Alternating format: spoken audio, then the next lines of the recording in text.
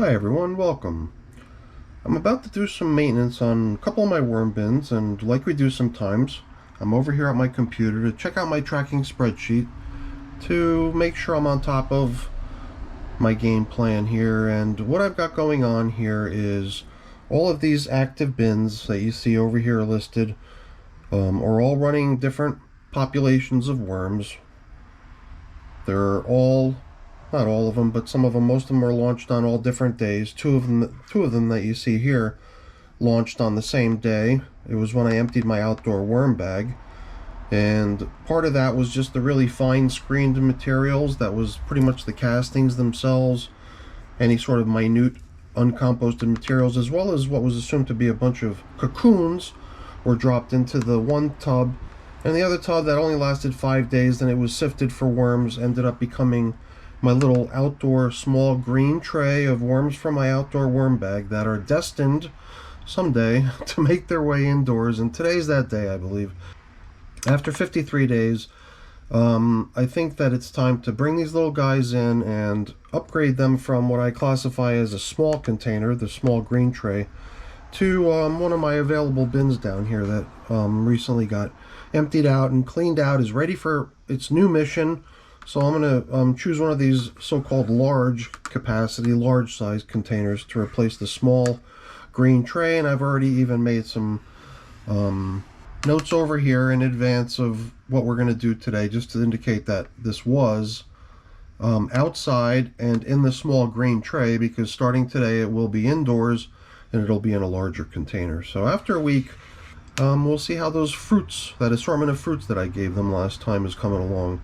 Even if they don't need it, maybe I'll just give them some food anyway. And we'll check on the cocoon nursery as well. I'm debating still, do I want to bring that one in too or not? I don't know, I'll decide when I get there. Let's head out there right now. So over here, underneath the glass top of this table behind me, that's where you're going to find the containers that I'm talking about. It's the little green tray and the large gray bus box. And here's where the cocoon nursery is happening, and here's where the worms are kept, and they're going to be upgraded to a container very similar in size to this. And oh geez, this is something we saw last time we were in here, is dead worms on the surface. And I had hoped, I even mentioned at that time that I hoped it wasn't something driving them away. I was hoping that it was just their kind of curiosity to venture. But I'm hoping that this is not a bad sign. Maybe it was just this crazy stormy weather we had last night. So either way, we're taking this thing inside. We'll check it out there when we arrive. And you know, what the heck, let's take the cocoon nursery with us too. We're going to move them both indoors at this point. Probably both of them getting fed to some degree as well. Okay, so here we are downstairs in my wormery.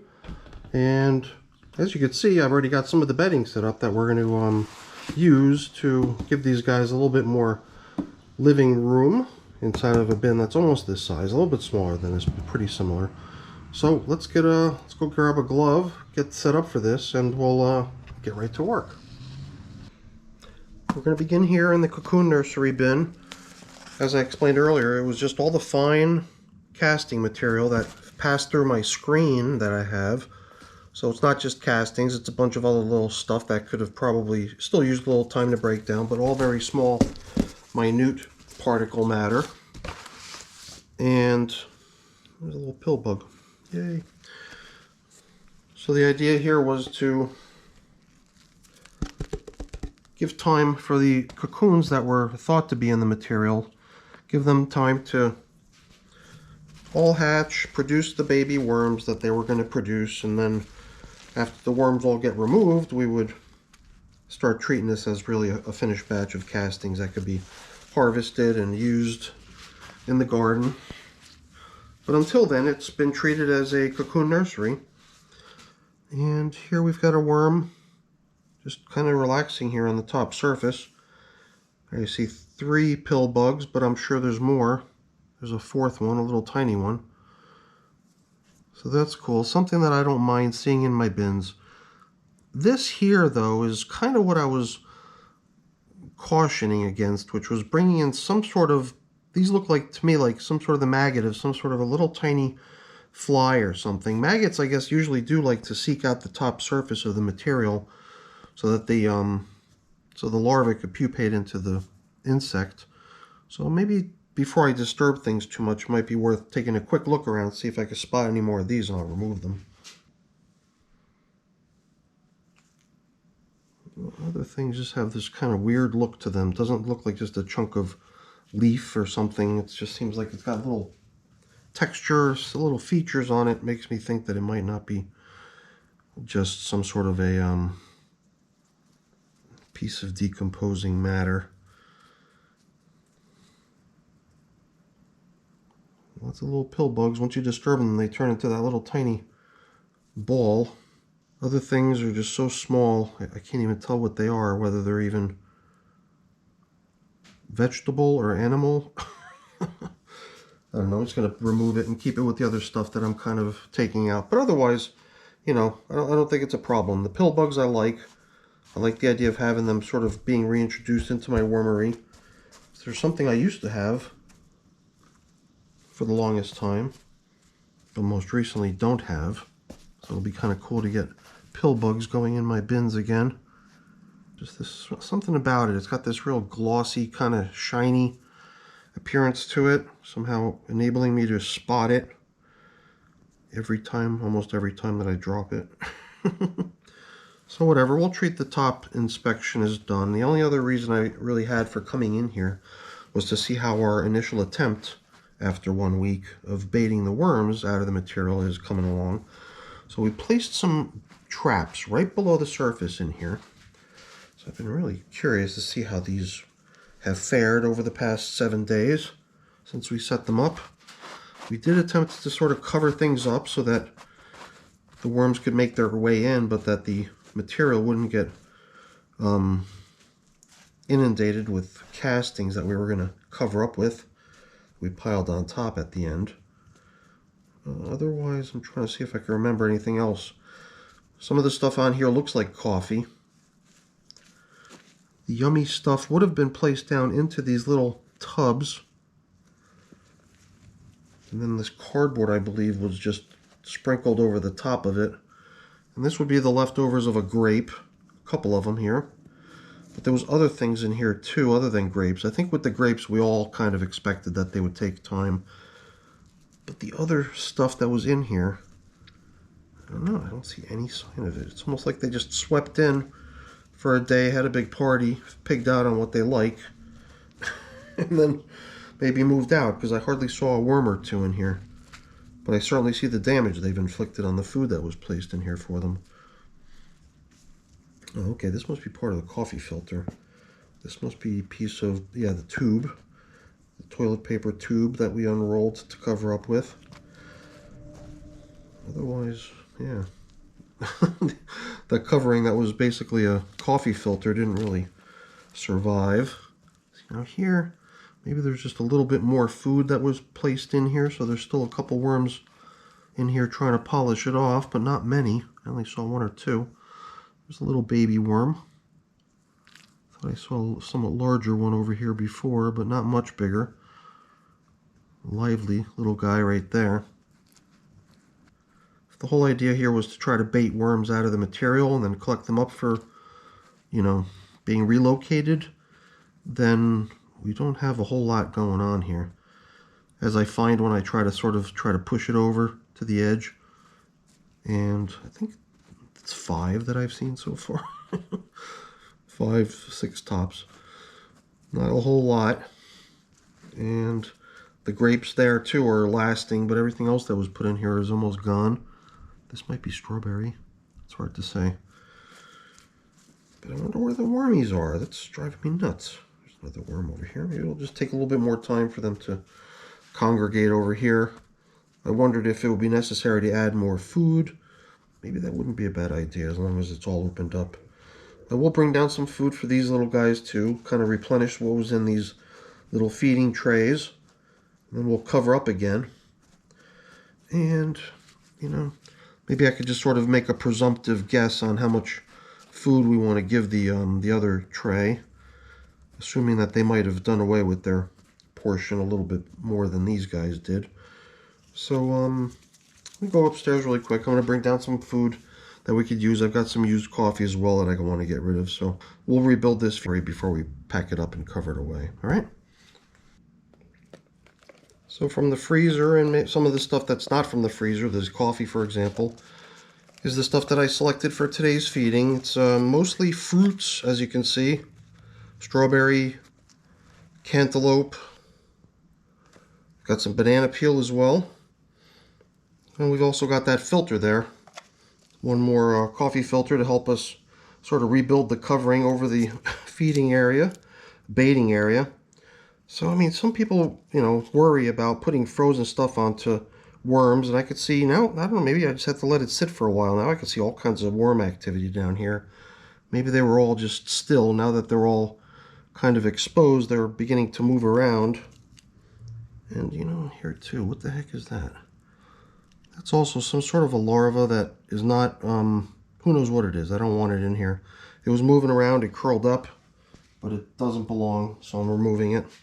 So that's sort of stuff I'm on the lookout in these bins that were outdoors. I don't want to transport all kinds of insects from outside in here unless I know exactly what they are and maybe what benefit they serve in my bin, and that they're not going to escape and run amok and make a mess. And so yeah, I mean, like for example, the pill bugs, right? They're ones that I consider as sort of approved to be in my bins inside because they're not going to, you know, take over the house. But those little larvae of who knows what those were, I prefer not to experiment. So we're going to start piling in some of the yummy foods that we've got for them. Cantaloupe pieces, some lettuce leaves. Here's one of the banana peels that I bought down here that we can use as well. All kinds of good stuff. Hopefully continuing to attract worms down into here. And, you know, we'll see what happens. Maybe a little bit more strawberry here on top, but I think we'll save the rest for the other bin, especially since we've also got coffee to add. So we'll sprinkle the coffee over the top of the veggies and fruits, almost like a advanced little cover. And we'll start replacing some of these coverings that were on here to kind of keep the yummy stuff obscured from anything that could potentially take an interest in it. And that was more because of it being outside. I think in here in the wormery, there's probably less of a chance of some sort of curious creature wanting to invade the bin and raid the food. So, I don't know. I'm curious to see what happens in here. There's definitely some worm activity. A lot of little tiny ones moving around there after I sort of tilled up the material a little bit and let it sit. Man, does this stuff have such a nice, rich, earthy odor to it as I till it up. It's just such nice material. And it's not perfect, you know, you can see all kinds of scraps of stuff in it, which I'm totally fine with. It certainly doesn't matter to me. I definitely like the castings, though. Alright, so I'm curious to see how the other bin's doing. Hopefully we left enough of a portion for them to be satisfied. They got the similar sort of treatment last week as this bin got, with that assortment of different fruits. So let's see how they're coming along with that.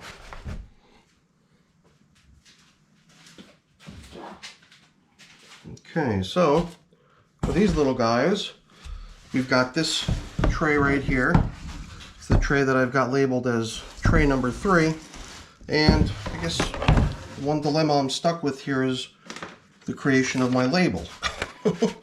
I usually take my, you know, Sharpie pen, create a label that indicates the start date of a bin. And in the case of this bin, you know, what's the official start date? You might have noticed in my spreadsheet, I made some notes of it here, just to show really quickly what I'm talking about. There's the, let's see. So there's that point in time over here, the 6th of July, which is when I bought an end to my bag. And then out of that came what we just checked on, which is the bin that the cocoons have been in all that time. So that was, you know, 58 days ago. And at the same time, I took out the material that I knew the worms and the large chunk materials were in, but that was only 5 days. And then they made their way into here, into this little small green tray. So, you know, what do I call it? Do I call it 58 days old or 53 days old? I don't know. I've been keeping track of the green bin's age based on this assignment of this container, but the population was already segmented from the rest of the material that they inhabited 5 days prior. So I don't know. I can always change the records and replace the label. So let me know what you think in terms of what the real age of this population here is. So now, besides the leaves and the food and the shredded newspaper, I've got a bunch of other things here. I got tubes, toilet paper, and paper towel tubes. I've got water here. I've got my collection of pulverized eggshell, which is the form of grit that I use in my worm bins. You might have also caught a peek of this piece of newspaper that I've created, which will be our top covering when it's all said and done. So I've got a whole bunch of other things on standby here that we're going to use to build up this bin with. And a lot of times I'll create a bin in such a way that it's had time to sort of sit and age a little bit and kind of ripen a little before the worms get introduced.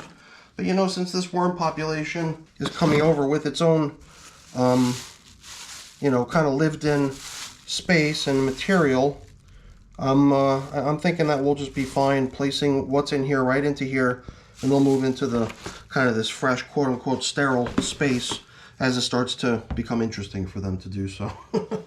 So, not a lot of science to the creation of a bin. Just use whatever you got. A lot of people have shredded paper.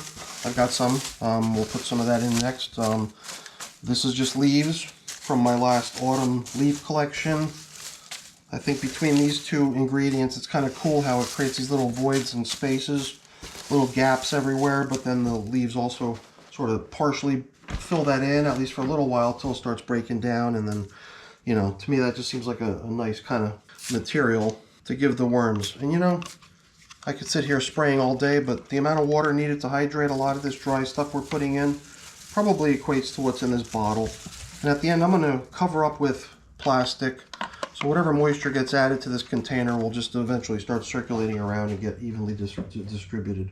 So even if there's water standing at the bottom of this thing right now, which there probably is, doesn't matter to me. So what else do we got here? Some of what we saw earlier, a bunch of newspaper. Trying to spread it around without making too much of a mess. The other thing I like to add to the newspaper when I'm putting it in is, you guessed it, more leaves. Because to me it seems like mixing something small and granular together with the newspaper, shredded newspaper, prevents the individual leaves of paper from matting up against one another. So that's my theory, and that's what I've been trying to accomplish. And this way you just don't end up with wads of paper that have just sort of clumped together at one point and never had too much of a chance of being occupied. So we've given these worms a nice cozy spot here, I think. I'm trying to think of what else we could do. I've got grit, so why not just spread it around? And oh wait, we also had food, right? Why don't we throw their food in here too? And then we'll introduce the worms right on top of that. And then we'll be done here.